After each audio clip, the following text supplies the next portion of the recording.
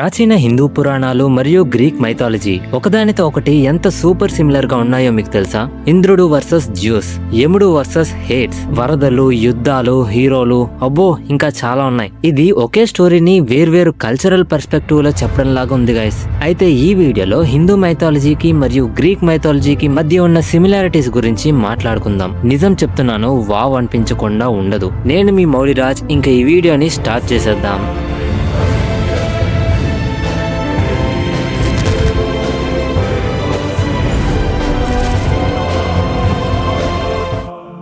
Hindu mythology అంటే మన ఇతిహాసాలు, పురాణాలు, దేవతలు, యుద్ధాలు, ధర్మం గురించి ఇలా జరిగింది అని చెప్పే అద్భుతమైన కథలు. గ్రీక్ మైథాలజీ అంటే ఒలింపస్ పర్వతం మీద దేవతలు, హీరోల గురించి సూపర్ కూల్ కథలు.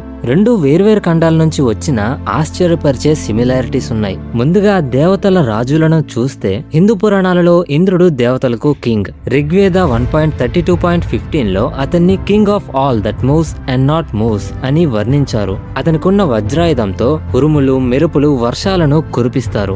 గ్రీక్ మైథాలజీలో జ్యూస్ కూడా దేవతలకు కింగ్. హోమర్స్ లియాడ్ బుక్ 8 లో అతన్ని థండర్ బోల్ట్ తో ప్రపంచాన్ని భయపెట్టేవాడిగా చెప్పారు. ఎంత సిమిలర్ గా ఉందో కదా. ఇంకొకటి యముడు, హిందూ పురాణాలలో చావుకి దేవుడు.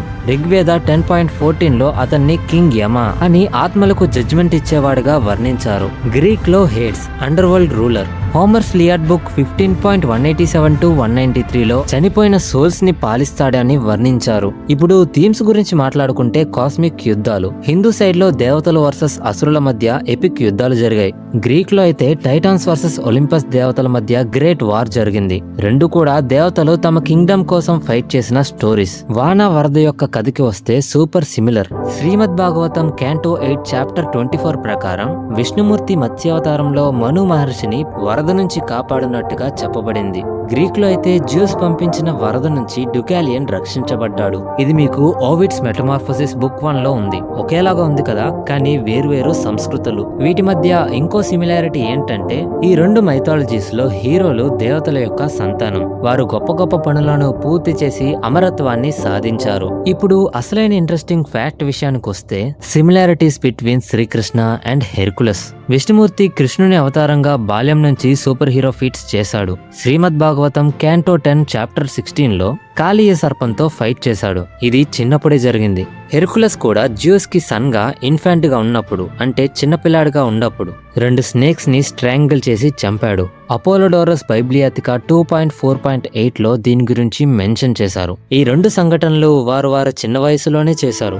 ఇంకో విషయం, వీరు స్నేక్స్ తో ఫైట్ చేస్తున్నప్పుడు న్యూడ్ గా ఉన్నారు. అంటే వారి ఒంటి మీద బట్టలు లేవు. కృష్ణునికి లేవు, అలాగే హెర్కులస్ కి కూడా లేవు. ఇంకా హెర్కులస్ 12 లేబర్స్ కంప్లీట్ చేసి మాన్స్టర్స్ ని ఓడించి ఇమ్మార్టాలిటీ సాధించాడని అపోలోడోరస్ లైబ్రరీలో డీటెయిల్స్ ఉన్నాయి. ఈ ఇద్దరు డివైన్ హీరోస్ హ్యూమానిటీకి సేవియర్ గా నిలిచారు.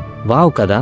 ఇంకా ఒక ఇంట్రెస్టింగ్ థింగ్ ఏంటంటే కృష్ణుణ్ణి కొన్ని సందర్భాల్లో హరి అని పిలుస్తాం, ఎందుకంటే హరికుల వాసుడు లాగా. ఇది హెర్కులస్ పేరుతో ఫోనెటిక్ గా మ్యాచ్ అవుతుంది. ఎలా అంటే హరి కుల వాసుడు, హెర్కుల్ అస్.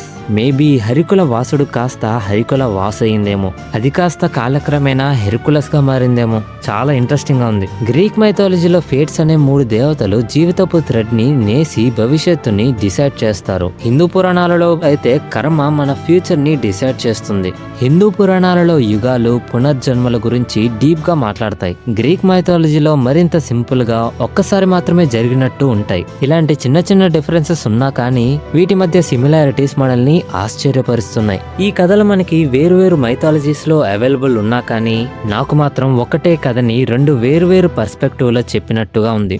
ఏది ఏమైనప్పటికీ ఈ మైథాలజీస్ మంచి మోరల్స్ చూపించి మనం గుడ్ హ్యూమన్స్ అవ్వాలని ఇన్స్పైర్ చేసే అందమైన సందేశాన్ని ఇవి ఇస్తున్నాయి. సో ఈ వీడియో ఇంకంతే గైస్. ఈ వీడియో మీకు నచ్చితే లైక్ చేయండి, షేర్ చేయండి, అండ్ అలాగే మన స్వయం కల్పనలో ఛానల్ ని సబ్స్క్రైబ్ చేసుకోవడం మాత్రం మర్చిపోకండి. ఇలాంటి మైథాలజీ రిలేటెడ్ వీడియోసే కాకుండా మన ఛానల్లో సూపర్ హీరో ఫిక్షనల్ స్టోరీస్ కూడా ఉంటాయి. ఒకసారి మా ఛానల్ ని విజిట్ చేసి వాటిని కూడా ఒక లుక్ వేసేయండి. Thanks for watching. Signing off. Bye. Do you think that God can intervene in the universe as he wants, or is God too bound by the laws of science? The question of whether God is bound by the laws of science is a bit like the question, can God make a stone that is so heavy that he cannot lift it? I don't think it is very useful to speculate on what God might or might not be able to do. Rather, we should examine what he actually does with the universe we live in. All our observations suggest that it operates according to well-defined laws. These laws may have been ordained by God, but it seems that he does not intervene in the universe to break the laws, at least, not once he had set the universe going.